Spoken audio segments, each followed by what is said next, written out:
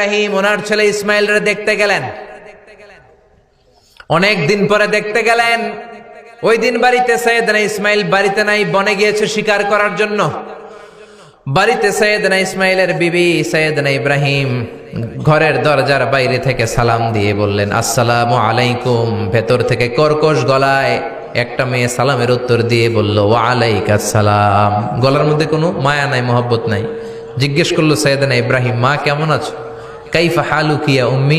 মেয়েটা কয়, বেশি সুবিধার না। তোমাদের খাওয়া দাওয়া কেমন চলে? ভালো না। তোমার জামাই কই? বনে গেছে। এবার মেয়েটা বলতেছে, আমনে কেডা? সাইয়েদনা ইব্রাহিম বলে, আমি কে চিনবা না?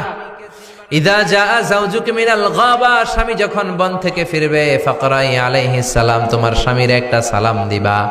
ওয়া মুরিহি আন ইগাইরা আতাবাতা বাবিহি, আর বলবা ঘরের দরজার চৌকাটটা যেন তোমার স্বামী পাল্টে দেয়।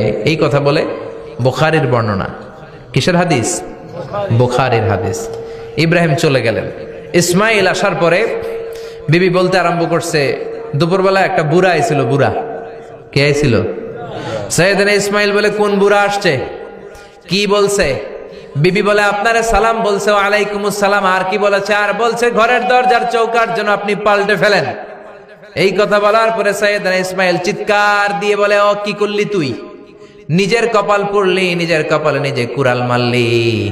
ও মিয়া, চোর বোঝে চোরের সিগনাল, পুলিশ বোঝে পুলিশের সিগনাল, নবী বোঝে নবীর সিগনাল। ঠিক কিনা? সাইয়েদনা ইব্রাহিম যা বলছে ইসমাইল আলাইহিস সালাম ধরে ফেলছে। ডেকে বললে, এটা বুড়া না, এটা তোর শ্বশুর।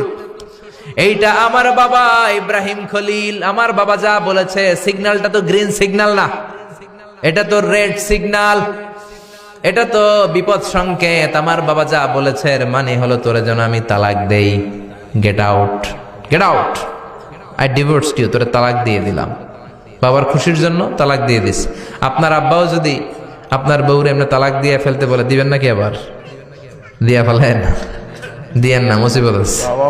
আপনার বাবাও বাবা, সাইয়েদনা ইসমাইলের বাবা, ইব্রাহিমও বাবা। ঠিক কিনা? সাইয়েদনা ইব্রাহিম মন গড়া কথা বলতেন না, আকাশ থেকে ওহী আসলে বলতেন। এই জন্য আপনার বাবা যদি বলে বউরে তালাক দিয়েন না, খবরদার। বাবারেও বুঝাইবেন, বউরেও বুঝাইবেন, ঘরে সংলাপ করবেন, সমঝোতা করবেন। আমগো দুই নেত্রী সংলাপ করে না তো কি হয়েছে, আমরা সংলাপ করব। ঠিক কিনা? ঘরে ঘরে আমরা সংলাপ শুরু করব। মিলাই দিবেন, হ্যাঁ, বুঝাই দিবেন, বাবারও বুঝাবেন, বউরেও বুঝাবেন। তালাক দেওয়ার ইসলামী যে সিস্টেম, এটাকেও মেনটেন করলে পৃথিবীতে কোনো তালাকই থাকবে না। ডিভোর্স রেট একেবারে কমে যাবে। এখন ঘরে ঘরে তালাক। ঠিক কিনা? তালাক দেওয়ার সিস্টেম হচ্ছে পঞ্চম স্টেপে যে তালাক, পঞ্চম ধাপে। প্রথম ধাপ হচ্ছে ফাইদুহুন্না। বউর সাথে ঝগড়া হইলে ফাইদুহুন্না, বউরে কক্সবাজার বেড়াইতে নিয়ে যাও, বসুন্ধরায় শপিং করে দিবা, নানিরে লইয়া ঘুরতে যাবেন, যমুনা ফিউচার পার্কে নানিরে বেনারসি শাড়ি কিনা দিবেন, কসমেটিক্সের বক্স কিনা দিবেন। এজন্য বললো ফাইদুহুন্না। বেপরদায় চললে ওয়াজ করবেন, নসিহত করবেন। ইব্রাহিম বললেন, ঘরের দরজার চৌকাট পাল্টে ফেলো। মনে আছে ঘটনা?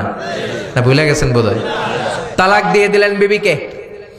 নতুন সংসার শুরু হলো। আরেকটা বংশীয় নেককার মেয়েকে বিয়ে করলেন।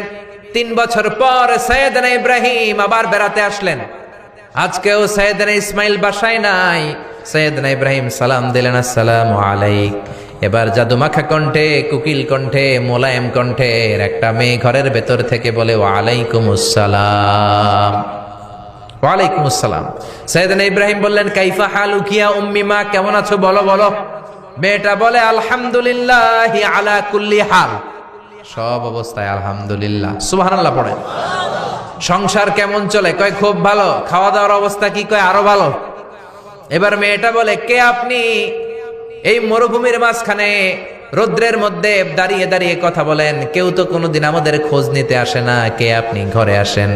সাইয়েদনা ইব্রাহিম বলে, না, আমার পরিচয় দিব না, ঘরেও আসবো না। মেয়েটা বলে, আপনি যদি ঘরে না আসেন আমি কিন্তু রাগ করব। সুবহানাল্লাহ কোন?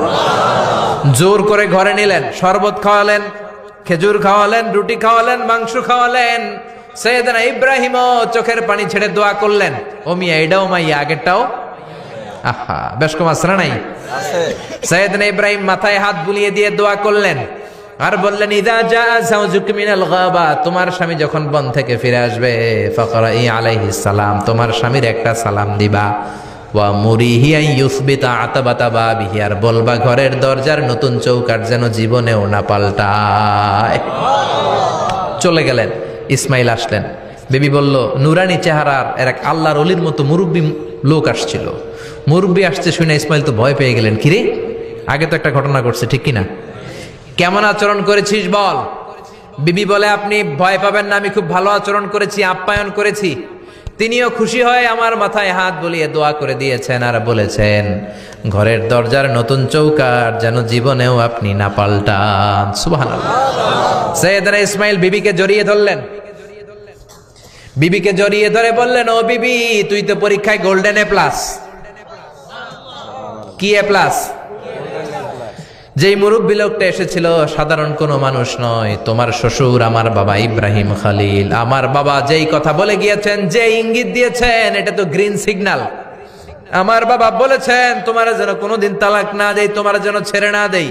এই যে তোমার হাতটা দুনিয়ার বুকে ধরলাম, জান্নাতে যেন তোমার হাত ধরেই দুজনে জান্নাতে ঢুকে যায়। এজন্য